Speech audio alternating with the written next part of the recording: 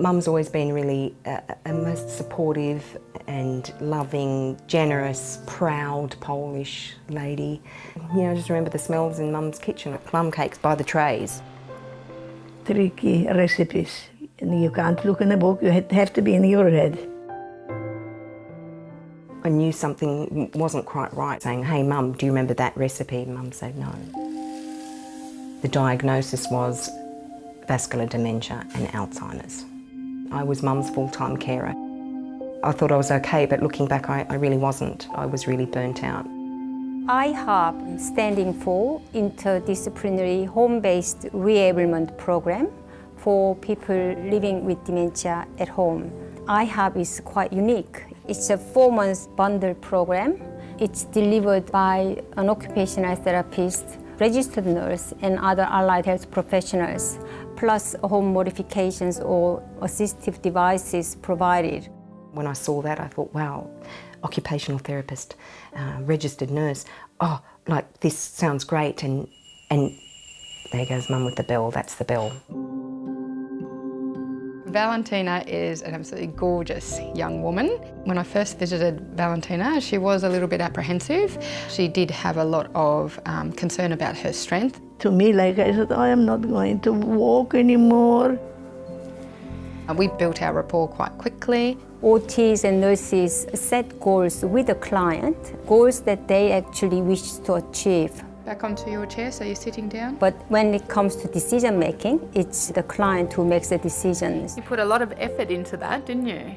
Some of the changes that we saw quite quickly was that sense of confidence, even with tweaking a few things around the home environment. We saw that her walking ability had improved significantly, going outside, which gave her a really nice sense of purpose. Mum thought, yeah, I can do this, and felt so good, and it could actually physically see her thinking about things.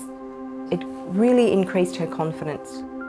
With the registered nurse, talking about, you know, incontinence, bowel issues, going through all the medication. She was willing to relearn things that she had forgotten. It's about re-enabling them to manage their just day-to-day life. When you improve their function, their mood improves as well. They have a reason to get out of bed in the morning. It's not like you just have a one-off visit, it was the follow-up. In our program I-HARP, we work very closely with a person with dementia, but we also work closely with their family carers.